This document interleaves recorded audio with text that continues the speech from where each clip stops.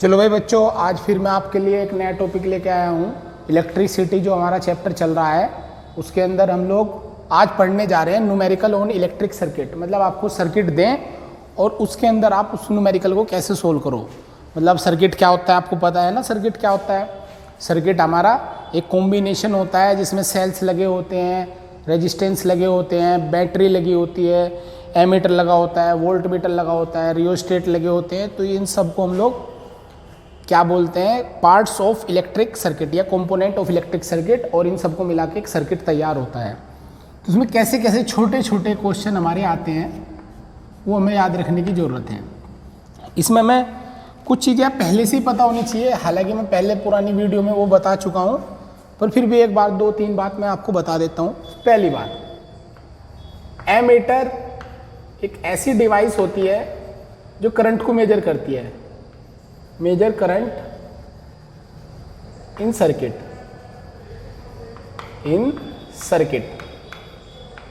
ये सर्किट में लगाई जाती है। एमीटर करंट को मेजर करती है।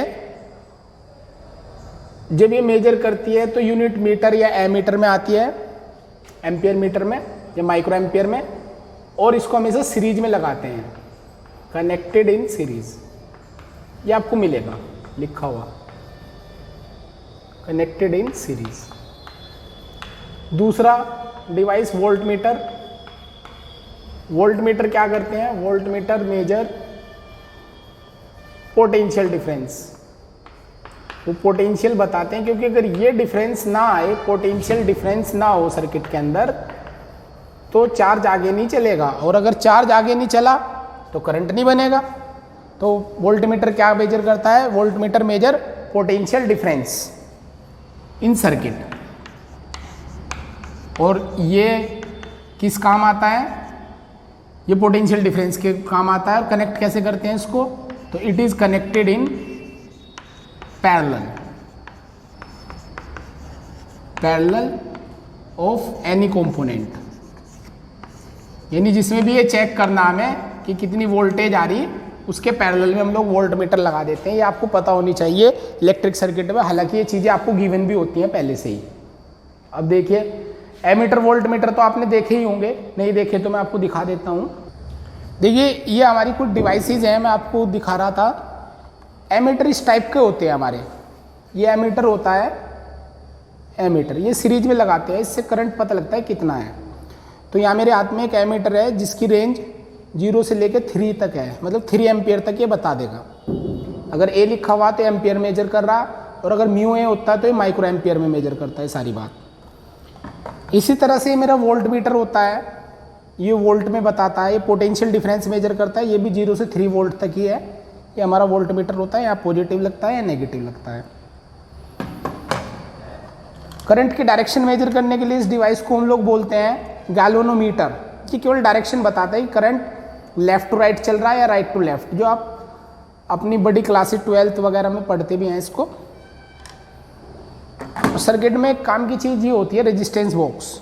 इस तरह से होता है, इस पर नंबर पड़े होते हैं। जैसे मेरे हाथ में भी एक रेजिस्टेंस बॉक्स है, इस पर लिखा हुआ 0.1, 0.2, 0.2, 0.35, फिर 1। जैसे मेरे को ना 7 वोल्ट का रेजिस्टेंस चाहिए, तो मैं क्या करूँगा, यहाँ से एक 5 का निकाल दूंगा और एक 2 का यहाँ से बाहर कर दूंगा, तो ये 7 वोल्ट आ गया।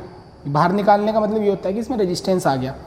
अभी मेरे को और इसको 9 करना, तो एक 2 और निकाल दूंगा, तो 5, 2, 2, तो 9 ओम का रेजिस्टेंस मैंने सर्किट में डाल दिया। तो इस तरह की चीज़ें होती हैं, ये रेजिस्टेंस होते हैं हमारे। तो इन पर न्यूमेरिकल देखते हैं हम कैसे आते हैं, और उनको हम लोग करने की कोशिश करते हैं। मान लीजिए एक सर्किट ये है,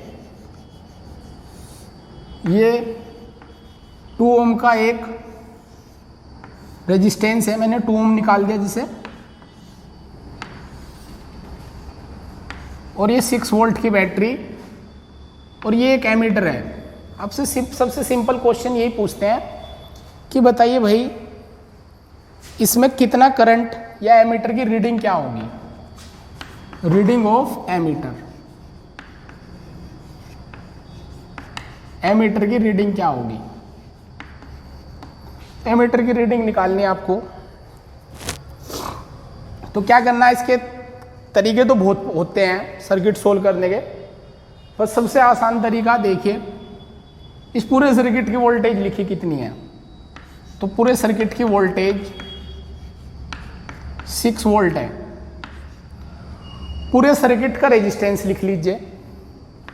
तो रेजिस्टेंस कैलकुलेशन आपने लास्ट वीडियो में देखा भी था, यहाँ पे अकेला एक ही रेजिस्टेंस है तो 2 ओम आ गया। अब जो एमीटर है बैटरी से डायरेक्ट कनेक्ट है, मतलब जितना करंट बैटरी से निकलेगा वो सब इससे पास होने वाला।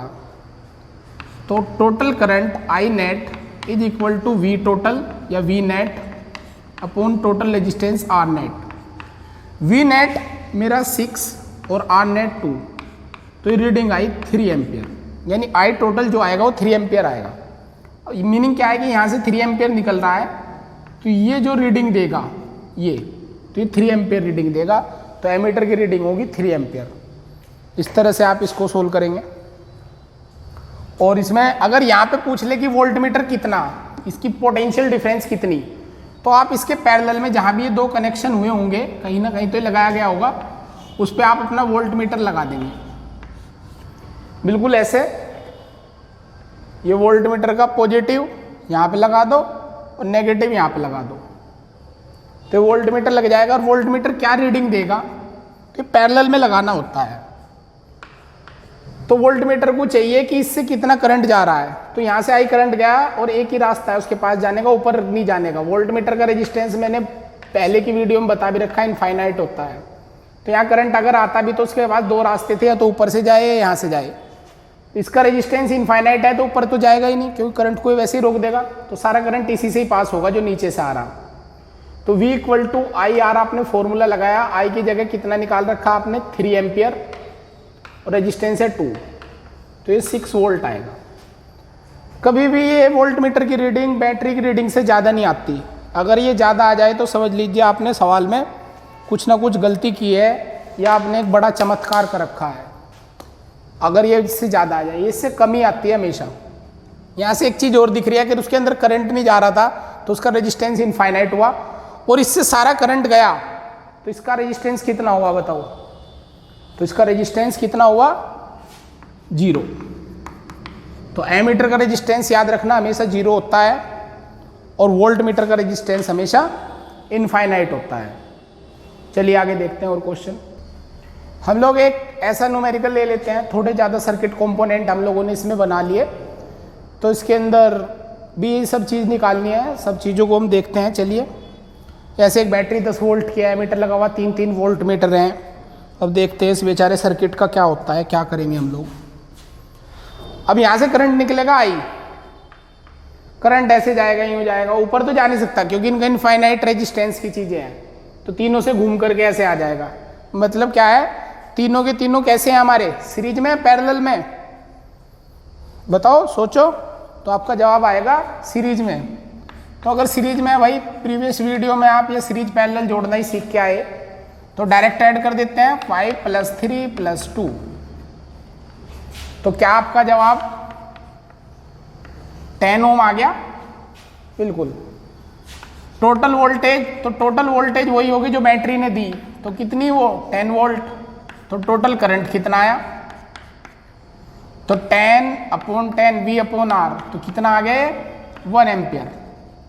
तो 1 एम्पियर यहाँ से निकल रहा है और तीनों में जाएगा, तो क्या इसमें भी आई जाएगा, इसमें भी आई, इसमें भी आई। ओम्स लॉ की एक बात याद रखना, ओम्स लॉ इंडिविजुअली मतलब पूरे सर्किट में भी एक साथ लगा सकते हो और छोटे छोटे पार्ट में भी लगा सकते हो। जैसे मैं अगर यहाँ पे लगाऊं ओम्स लॉ बस, और इसकी V1 की रीडिंग पूछ लूँ, तो ओम्स लॉ लगाया, V1 क्या आएगा I/R, आई कितना निकाल के लाए आप 1, R कितना 5, तो V1 आ गया 5 वोल्ट। कितना आया मेरा V1, V1 is equal to आई, तो तीनों में सेम है, रेजिस्टेंस R1, तो 1 × 5, तो ये 5 वोल्ट आ गया। सेम V2 बताइए, करंट तो उसमें भी आई आ रहा क्योंकि सीरीज में तीनों। R2 कितना भाई 1 × 3, क्या 8 वोल्ट आ गया, बिल्कुल, सॉरी 3 वोल्ट। और V3 करंट उसमें भी आई है, क्या R3, यानी 1 × 2, तो ये 2 वोल्ट। आप तीनों को ऐड करके देख लेना, इससे ज़्यादा नहीं आना चाहिए। तो 10 वोल्ट है, यही आपकी डिवाइड होती है हमेशा। इस तरह से आप V1, V2, V3 एम्पियर सब कुछ निकाल लेते हैं। या एमीटर यहाँ के बजाय यहाँ भी हो तो भी आंसर सेम ही देगा, क्योंकि सारा करंट इसी से ही पास होना। चलिए और देखते हैं। तो भाई आपने इस तरह से देखे छोटे छोटे सर्किट सोल्व करने। अब मैं आपको एक बिल्कुल टॉप मेथड सिखाता हूँ। ओम्स लॉ में आप हमेशा याद रखना V equal to I R में V को पोटेंशियल मत मानना, पोटेंशियल डिफरेंस होता है ये। जैसे किसी ने कहा कि ये मेरी 12 वोल्ट की बैटरी है सर, तो 12 वोल्ट होने का क्या मतलब है कि इसका जो पॉजिटिव टर्मिनल है ये 12 वोल्ट का है और नेगेटिव टर्मिनल 0 वोल्ट का है। ये दोनों टर्मिनल का डिफरेंस इसके ऊपर लिखा जाता है। अगर किसी ने कहा नहीं सर मैं तो इधर 20 वोल्ट लूंगा, तो ले ले भाई, याद रखना फिर माइनस कितना होगा, डिफरेंस करो 12 का, तो इसको आपको 8 वोल्ट लेना। बैटरी के ऊपर जो वोल्टेज लिखी जाती है वो दोनों टर्मिनल का डिफरेंस होता है हमेशा। अब एक सवाल लेते हैं हम, काफ़ी अच्छे लेवल का सवाल, और जितना बड़ा सवाल उससे कम इसमें टाइम लगेगा हमें सोल्व करने में। मान लीजिए ऐसा सवाल दे दिया आपको,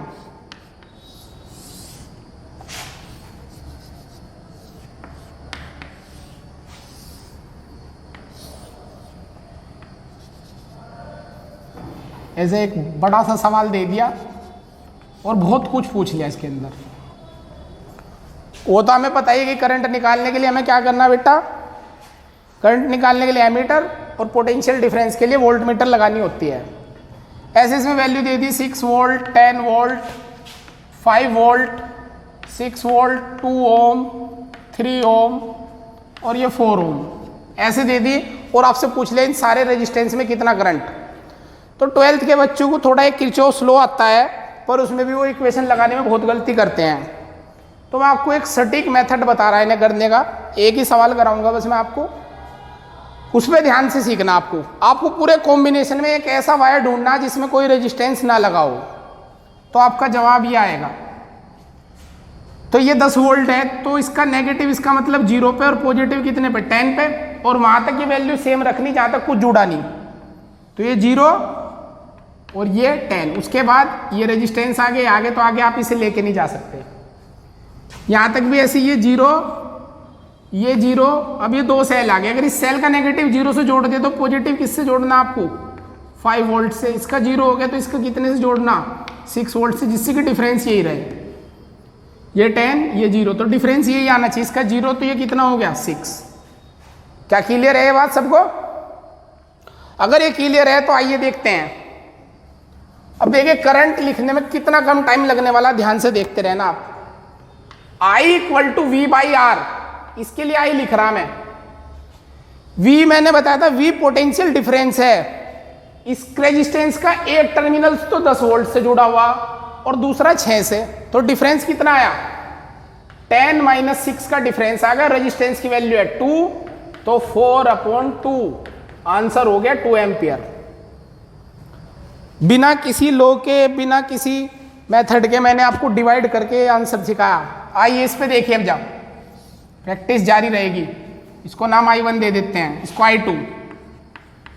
I2 देखिए साहब, डिफरेंस बताइए इसके दोनों तरफ, एक तरफ 10 एक तरफ 5, तो डिफरेंस कितना है, 10 माइनस 5, रेजिस्टेंस कितना 3, तो ये आ गया 5/3 एम्पियर। खत्म। अब इसके लिए मान लीजिए इसको नाम देते हैं I3। इसका डिफरेंस बताइए, एक तरफ 10 दूसरी तरफ 6, तो 10 माइनस 6 और रेजिस्टेंस कितना है 4, तो 4/4 मतलब 1 एम्पियर। तो ये सर्किट खत्म। देखिए अगर यहाँ एक वोल्ट मीटर लगा दो तो कितना बताएगा डिफरेंस। अगर कोई बोल दे कि सर यहाँ वोल्ट मीटर लगा हुआ, तो लगा दो, वोल्ट मीटर इस डिफरेंस को ही तो बताएगा। 10 और 6 का कितना बताएगा, ये 4 वोल्ट बताएगा। ऐसे करना आपको। क्या समझ में आया सवाल? ये थोड़ा बड़ा सवाल था पर अच्छा सवाल था।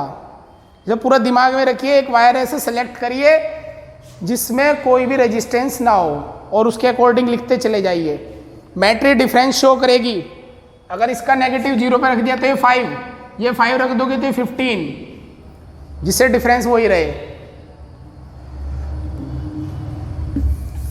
जरा सिंपल सवाल बताना, बिल्कुल सिंपल। ये वायर है, यहाँ 10 वोल्ट, यहाँ 4 वोल्ट, एक वोल्ट मीटर लगाया, कितनी रीडिंग देगा? तो वोल्ट मीटर डिफरेंस देता है, तो इसका डिफरेंस कितना होगा भाई? तो 10 माइनस 4, ये देगा 6 वोल्ट। याद रखनी है बात, ये 6 वोल्ट देगा। ये ऐसे आई जा रहा 2 एम्पियर,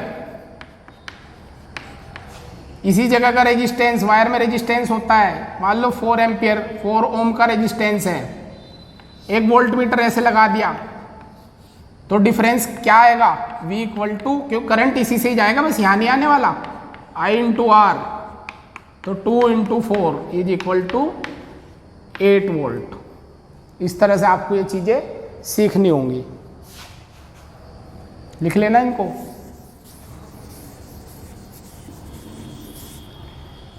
एक और देख लो, मान लो ये एक रजिस्टर है, एक रजिस्टर ये है, ऊपर लगा दिया, एक यहाँ लगा दिया और ऐसे जोड़ दिया, ये हो गया 6 ओम, 3 ओम, 2 ओम और ये 10 वोल्ट। आपसे बहुत सारी चीज़ें इस क्वेश्चन में पूछ ली। क्या क्या पूछ लिया? फर्स्ट ऑफ ऑल आपसे पूछ लिया टोटल रेजिस्टेंस बताओ, तो करंट यहाँ से चला, इसमें भी जाएगा, यहाँ जाने के बाद वो 2 पार्ट में डिवाइड होगा, इसमें भी इसमें भी। इसका मतलब ये दोनों कैसे हो गए? पैरेलल। ये कैसे हो गए? पैरेलल। और पैरेलल में इनका टोटल कितना आएगा? 1/6, 1/6 ऊपर मल्टीप्लाई, तो इनका आएगा 2 ओम। तो टोटल रेजिस्टेंस अगर लिखना हो तो 2 ओम ये और 2 वो, तो टोटल कितना हो गया? 4 ओम इस सर्किट का टोटल रेजिस्टेंस हो गया। ये पुरानी वीडियो में आप रेजिस्टेंस निकालना सीख भी चुके हैं, तो मैंने जल्दी में किया इसको। सेकंड पार्ट, आपसे करंट पूछ लिया भाई, आई नेट कितना? आई नेट पूछ लिया, तो टोटल वोल्टेज 10, टोटल रेजिस्टेंस 4, तो कितना आ गया? 2.5 वोल्ट, 2.5 एम्पियर। ये मेरा टोटल करंट आया जो इससे निकला। अगर यहाँ पे एक वोल्ट मीटर लगाया जाए तो उसकी रीडिंग क्या होगी, और एक यहाँ पे लगाया जाए वोल्ट मीटर, उसकी रीडिंग क्या होगी? यानी आपसे पूछ लिया V1 V2 और एक यहाँ लगा दिया, V3 की रीडिंग क्या होंगी? तो अब ये और ज़्यादा टेक्निकल सवाल बन चुका है। तो देखिए आई नेट जो इससे जा रहा है वो इससे जरूर पास होगा, तो V3 इसमें इंडिविजुअल लगाया, आई करंट है, रेजिस्टेंस है 2, पूरा करंट जाएगा इससे, क्योंकि इनसे कभी करंट नहीं जाता। आई की जगह लिखा 2.5 इंटू 2, तो क्या 5 वोल्ट आ गया? तो 5 वोल्ट आ गया जी साहब इससे। टोटल 10 वोल्ट था, अगर 5 वोल्ट इस पे चला गया तो बाकी कितना बचा? तो 5 वोल्ट बच गया। तो आंख बंद करके लिख दो, ये दोनों पैरेलल में, इनमें वोल्टेज इक्वल होगी, तो V1 इक्वल टू 5 वोल्ट और V2 also equal to 5 volt. ये जो बच जाती है बैटरी की वो इनमें चली जाती है, इस पे 5 गई तो आगे कितनी बची? 5, और वो 5 डिवाइड नहीं होगी, वो इन दोनों के लिए इक्वल रहेगी, बस 5। समझ में आया? अगर इसमें करंट पूछ ले, इस वाले में करंट कितना जा रहा है? टोटल यहाँ 2.5 पहुंचा था, इसमें कितना गया? तो V1 equal to I1 into R1। V1 की जगह आपने लिख दिया 5, I1 आपको निकालना है, R1 कितना होगा इसका? 3, तो इसमें करंट होगा 5/3 एम्पियर, ऐसे निकल जाएगा। और इस वाले का करंट क्या होगा भाई? तो V2 equal to I2 into R2। V2 की जगह 5, I2 आपको निकालना, R2 आपका कितना है? 6, तो I2 is equal to 5/6 ampere. आप 5/6 और 5/3 को ऐड करके देख लो, आपका यही आना चाहिए 2.5। यहाँ पे 2.5 एम्पियर इसके अंदर एंटर होने लग रहा था, देखना जरा ऐड करके दोनों को।